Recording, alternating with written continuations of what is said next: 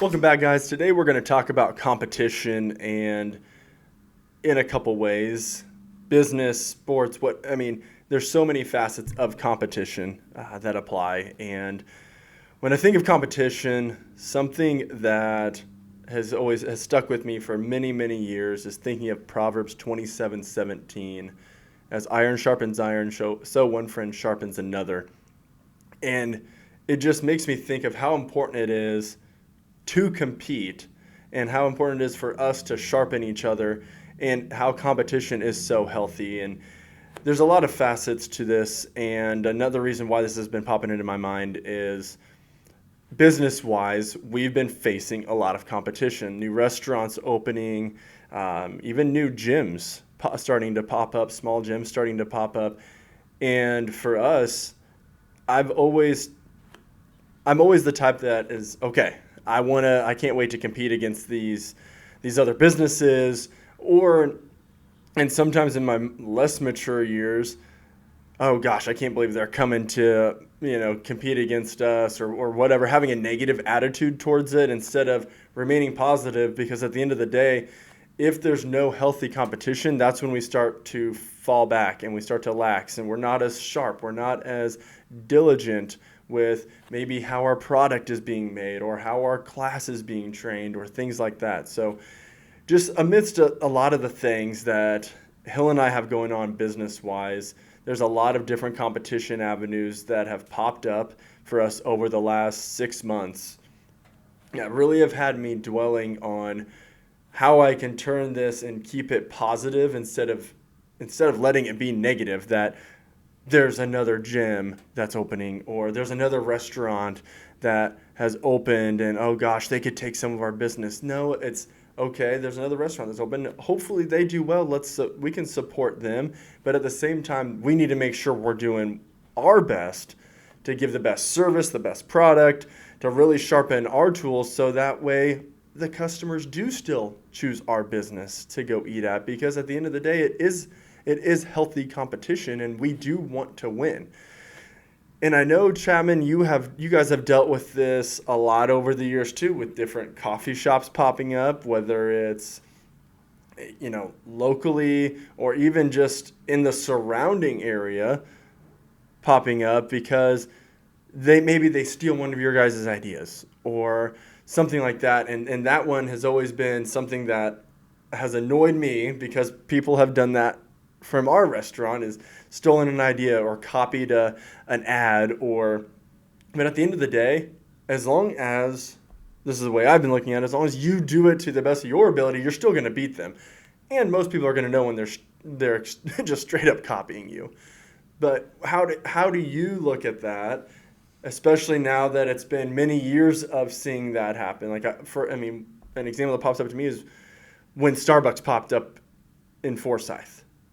But at the end of the day, to me, you guys do such a better job than them that if anything, it just bred more positivity towards you guys. Yeah, when we first opened, we had issues with whether ideas were getting stolen or used or, things like that from other shops in the area. I got mad about it, was very quick to, jump on it and get upset or whatever. But now we've kind of flipped that and, we've started to be more creative with what we're doing, with what we're offering. We offered ice cream. We added that into our full-time menu. We bought the trailer to expand, who we can reach. And even what we're doing in our shop, one thing we always have prided ourselves on is having the best product in the area. And we think our staff thinks that we like a lot of the things that we sell, and we know we just feel like it's our drinks taste better in certain areas or certain drinks, things like that. And we also know that one thing that we've always been really big on is our customer service. Mm-hmm. And you're not going to get, we know regulars' names, we know regulars' orders, right, things like that. Right. they see our faces in there. We have such a small staff, so they see our faces in there. Right. They recognize us, and Right. those are the things that we can pride ourselves on. Are the things that whether it's a big corporate chain or multiple other shops or things like that, maybe can't do as well. Right. Well, but that kind of drives my point home a little bit of when Starbucks opened, you guys increased your intensity. You fine-tuned your customer service. You created some new menu items. You expanded some different things that maybe you wouldn't have done if the competition didn't come. Yeah, we did an app. Yeah. And as opposed to, yeah, of course, at first there's this is one thing I've been trying to work on a lot over the years is the negative side of being annoyed that something else is opening, or being annoyed that somebody is trying to take customers from us. Well, at the end of the day, there are customers to lose. It is on us to serve a great product, give great service, and do it to the best of our abilities. And as long as we're doing those things, we're going to be fine.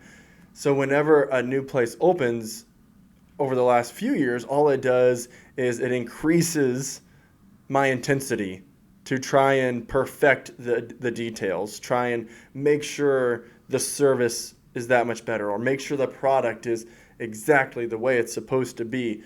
No cutting corners, making sure the team members aren't cutting corners, making sure the communication is even better, making sure people are on the same page, as opposed to just looking at it negatively and complaining about it. That's not going to do any good.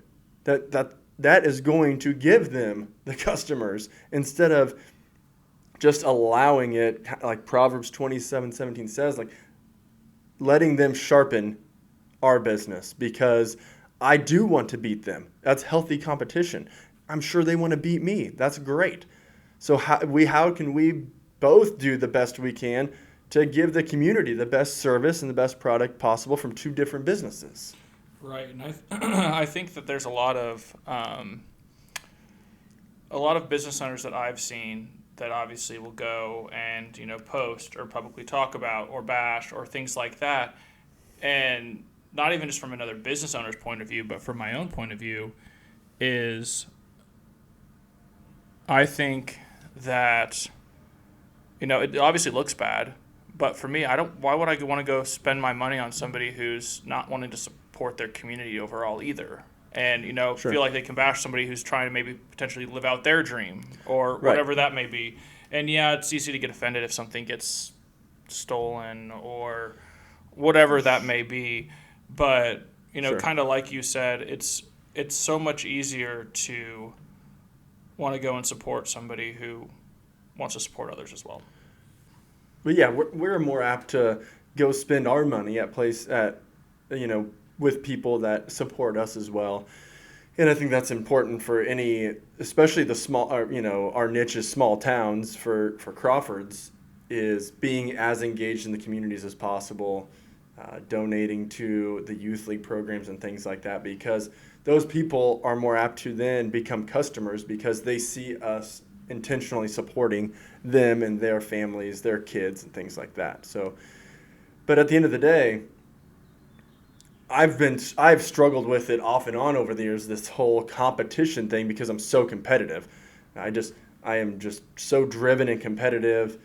Working 16 hours in a day is no problem, and then hammering myself into the ground. But it's making sure I'm intentional using it in a healthy manner, because I've been real bad about it over the years, where I get annoyed or borderline angry because of the competition, as opposed to just channeling it in a positive way and just focusing on what we can do the best we can to give the best experience we can to then attract those customers back, as opposed to worrying about what somebody else is doing. I can't control what they do. They might be great restaurateurs. They might be crappy ones. But as long as we're doing what we're supposed to do, we're going to be fine, because we are good at it. Been doing it for 13 years, and we're very intentional about trying to do well and grow and reach our customers. But it is so easy to get caught on that trap of the negativity. Do you still struggle with that now, or is that something you've been able to move past? I mean, I'm sure it happens every once in a while, but in the grand scheme of things, is that something you have gotten better at? Yeah, I do still. I have gotten better at it. I used to be really, really bad about it. I'm a very competitive person, so I used to be really, really bad about it. And I have gotten better at it. I think now, really, the only times that I'm really will get heated or something and need to calm down a little bit is if we get to an event with the trailer and there's somebody there selling the same things as us, or it's a small town. I mean, Sure, a lot and of stuff it's is small natural to towns. be annoyed about that, right? Yeah, But and then that but just if you, makes me say, it's key okay, if you what dwell can, on it or not, right? That's right? the key. And that's when we'll look at each other, whether it's me, Callie, Emily or Allie, and whoever's in the trailer. And we're like, okay, what can we do differently in here? What can we, throw on the menu, or what can we, they're going to offer this. What can we do differently than this? Like, oh, somebody else is offering lemon shake-ups. Okay, what can we do with ours? Okay, let's add flavor to ours, or let's do something different to make ourselves stand out a little bit more. And some of those situations, I just have to realize, I can't control that. We're a small town. Whatever it is, the town or the event is looking for as many vendors as possible, and that might mean, we're going up. Yes, we are in very niche offering because there's not a lot of coffee trucks. There's not a lot of, especially in the area anymore, ice cream trucks or mini donuts or whatever it is, lemonades. Right, because you guys have you have a bigger trailer than most. We have a bigger trailer than most, just trailers in general. Right. So but then I have to realize, okay, well, this food truck is also competing against these other two food trucks. Right. So it's like we're lucky that a lot of the time we're the only drink shop or whatever that may be. But these other guys are always almost always competing against two or three other trucks, and that's something that they know. So I'm like, probably need to loosen up a little bit. Realize, for the most part, if we're competing against one other one, it's not as bad as maybe what it could be. And they expect that, whatever that is, and that's just me being still new to the whole food truck industry and understanding all that stuff. I mean, at the end of the day, I always have to revert back to just being grounded and grateful that we are as busy as we are, and we have so many loyal customers because we have taken care of them over the years. And at the end of the day, a new place opening isn't going to take away our loyal customers because they are loyal to us, because they see what we've invested in the community and they've invested in us. It's a mutual respect. And but taking that competition, that new place, and applying it to getting even better is what I've really been intentional to trying to do for all the businesses that Hill and I are working on, whether it's the restaurant, the gym. Really being intentional about taking that competition, using it as fuel to helping us get better, letting them sharpen us. I mean, if we looked at it that way all the time, I mean, we would be growing even more. It's just, for me, sometimes I need that nudge and reminder of somebody is. I even take it to the extremes in my head sometimes. Like, they are trying to take my business. They are trying to take my customers.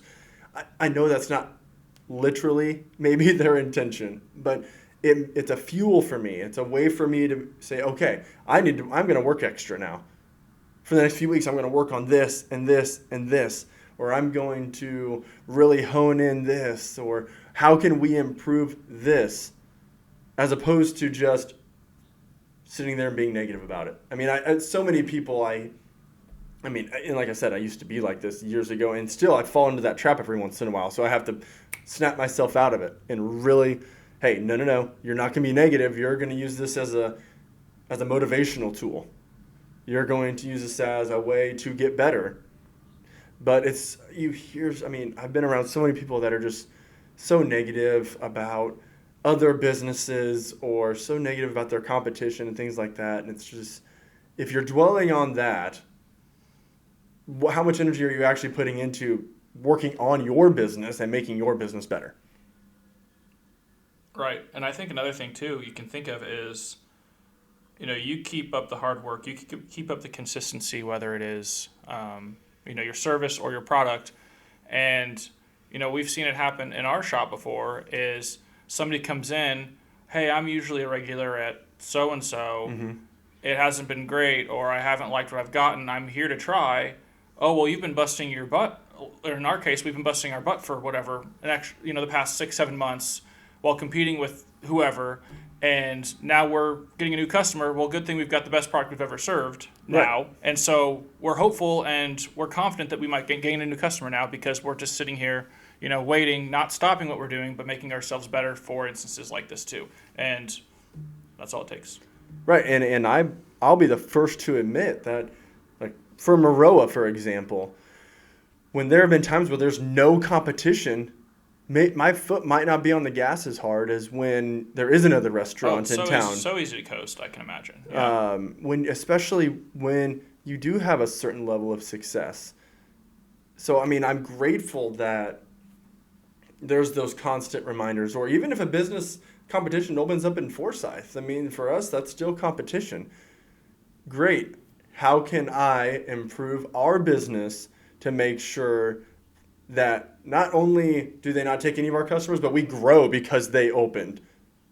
Right. How can we do that? How can we implement some more systems or improve the product, whatever it may be? And that's something that's been coming into the gym world now for us because of other little gyms popping up, just taking little pieces of the pie. We don't even, worry about the $15 a month Planet Fitness. That's not. It is competition, but it's not. There's a whole different level of care for your body and community in comparing to a Planet Fitness and an actual community gym where you have people there that are intentional about wanting you to get better. I mean, that's one of the things we pride ourselves at RTB is having a community. You make friends so easily because those people are all there. If you're willing to spend, right now, a membership is $60 a month at RTB. It's $15 at Planet Fitness. The people that choose to spend $60, I can relate with a lot more than the people that choose to spend $15, because those people that are choosing to spend $60 are looking for more than just a quick workout with some machines and treadmills. They're looking for a community of people that are going to push them. They're looking for people that are looking to get better. They're looking for potential help in their journey. You're not going to get that at a Planet Fitness box store. I mean, those things, that's just, the community is just, it's so big. There's a huge membership, and it's just not the same. Well, and the consistency that you guys are able to offer with, your people that come in between 5 and 7 a.m. They all know who they are. They know who. Right, when they walk in on Monday, Wednesdays, and Fridays, it's welcoming. It's welcoming, or if it's in the afternoons, and sometimes I'll work, I'll see 2-3 guys in there, don't necessarily know each other, but have no problem going up to each other and, either helping them with their form, asking a question, asking them to spot them. Right. And that's something that I just don't think you would see as much at a Planet Fitness type thing. No. We had somebody join last summer that moved to the area, and within a couple months, I was working out with him twice a week. And we just met at the gym, but he happened to be going in the same time frame. I go, talking led into spotting for each other, led into what do you do for this to this, and then it was a couple of days a week we were working out together and pushing each other. I'm not saying that doesn't happen at Planet Fitness, but it's a totally different mindset and level when you're looking for a community of people. And that's why what's so key is as we are building this new gym, we're not just building this gym. We are building the people that are going to be helping run the gym, that are going to be contributing to that community and that feel. We have so many amazing things in the works for these classes, for training and things like that. It's getting the right people in the right seats, pushing the right things that's gonna really be the driving force behind RTB as it moves to Forsyth and that building is completed. I mean, we're super excited about it. Well, and even going back to the whole competition thing with the gym is you guys are in a very interesting spot because you guys are starting in Forsyth, or you're opening in Forsyth, where people have been asking for a very long time for a legit gym. You're going into a community of people who can afford, most of the people probably can afford a membership, And then a lot of people are going to look at your new place, your new shiny building, and say, why should I leave my place that's maybe 2-3 times farther away to choose you guys? Yep. And that's something that you guys are currently already building on at your current gym. Yeah. That community, your feel, the way you manage it. But it puts a lot of pressure on you guys as well. Oh yeah. But that's where I thrive. Is the pressure. That it's the same in the restaurant world. When that new place opens, I love the pressure. I love the pressure, and it's hard as you've been doing it for longer and longer and whatnot. It's hard to bring in that competitive energy sometimes if you're not being pushed. So I welcome the competition because I know that we can compete. I know that we have a great product, that we have great service, and that we have systems in place and we can push hard. And it's the same with this gym as we're moving forward on this building. I know that there's going to be the people that don't want to pay $60-$70 for a single person membership. That's fine. No big deal. Maybe we're not the gym for you. But if you're looking to get better, not only in the fitness world, but in life, it's going to be just a hub of positivity and people that are intentional about growing. And it's going to be so exciting because the gym itself is just the tip of the iceberg for all the future things that we have planned for that area and all the expansions, all the offerings that are going to come out of it. That we're excited about the competition. We're excited about the fact that we're going to be able to just compete within as well, helping people compete with each other to grow and to get their health in line, to get their diets in line, things like that. We're just super excited about it. And at the end of the day, I just still have to stay grounded and grateful because that negativity bug still creeps in sometimes. And I just have to push it away. I really have to pray on that because I can get on those days where it's just tough and it feels like it's eating at me and there's just a battle inside. And I know it's the devil wanting me to be negative. He's wanting me to lash out and to really be self-sabotaging. But I just have to pray my way through it, be intentional about what our purpose is and the fact that competition is good and that we're going to use it to our advantage as we keep growing everything we do.